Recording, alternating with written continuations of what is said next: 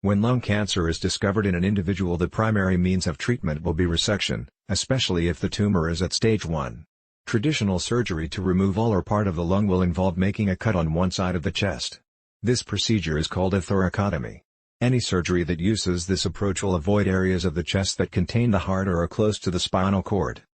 There are several different types of lung surgeries, which can include a wedge and resection, where the surgeon removes a small wedge-shaped piece of the lung that contains the lung cancer as well as a predetermined margin of healthy tissue. This is more likely to be done when lung function would be decreased too much by removing an entire lobe of the lung. When using this method, the individuals will find that the risk of lung cancer coming back is higher. Another surgical technique is a lobectomy. In every person, the right lung has 3 lobes and the left lung has 2 lobes. During a lobectomy, the surgeon will remove one entire lobe of the lung that contains the cancer. In an individual who has no lung function compromise, they are able to successfully function with only 3 lobes.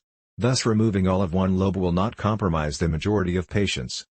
A third type of lung surgery is a pneumonectomy.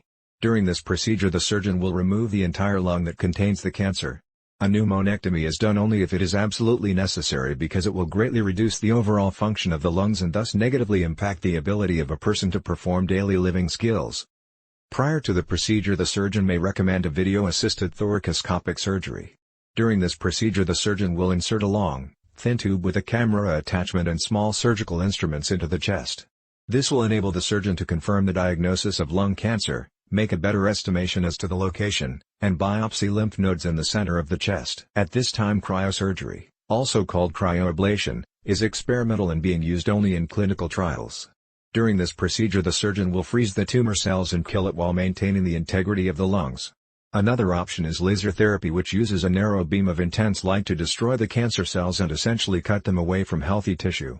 Laser therapy, however, is usually used only as palliative care to remove tumors that block the airway and not as a cure or treatment for lung cancer. Before deciding upon a surgical procedure which will best suit the individual's specific needs, the surgeon will evaluate lung function, prior medical history, overall health and current extent of the lung cancer. Individuals who are being considered for surgery should also investigate the options for themselves and be involved in the decision-making with their healthcare practitioner. For more informative videos and articles about health and fitness, please visit us at malehealthclinic.com.